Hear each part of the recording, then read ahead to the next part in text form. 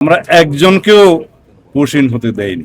বর্ডারে পুশিন করিয়ে দেওয়া এটা যথাযথ প্রক্রিয়া নয়। তালিকা করে পররাষ্ট্র মন্ত্রণালয়ের মাধ্যমে পাঠাতে পারে। আমরা পুশিন ঠেকানোর জন্য সতর্ক আছি। আমাদের বিজিবি খুব প্রশংসনীয় কাজ করছে।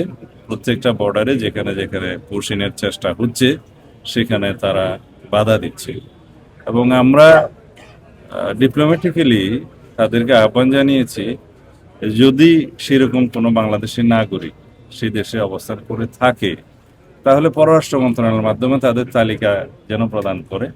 আমরা তাদের ন্যাশনালিটি ভেরিফাই করব এবং ন্যাশনালিটি ভেরিফাই করার পরে ডিপ্লোম্যাটিক চ্যানেলে যথাযথ প্রক্রিয়ায় আইনিভাবে আমরা তাদেরকে ফেরত নিতে পারি। সেরকম কিছু ইন্ডিয়ান ন্যাশনালও আমাদের এখানে পুশিন হয়ে এসছে। আদালতের মাধ্যমে তাদেরকে যথাযথ জিম্মায় দেওয়া হয়েছে, এরকম আছে। তো এটা বর্ডার ইস্যুটা দুই দেশের মধ্যে সবসময় একই রকম অবস্থায় থাকে তেমন নয়।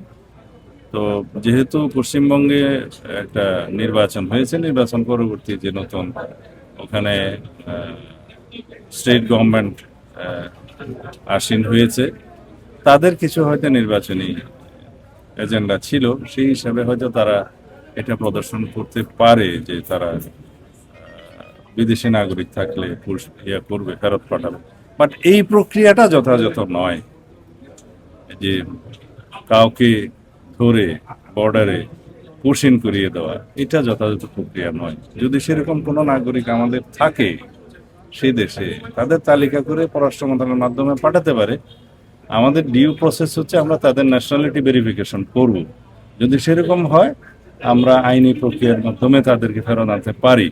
আদারওয়াইজ ন্যাশনালিটি ভেরিফিকেশন না হলে তো একটা বিভ্রান্তি থেকে যাবে, ধোঁয়াশা থেকে যাবে। আমাদের কাছেও আপনাদের এই যে সংখ্যা উল্লেখ করছেন সেরকম কোনো সংখ্যা নাই।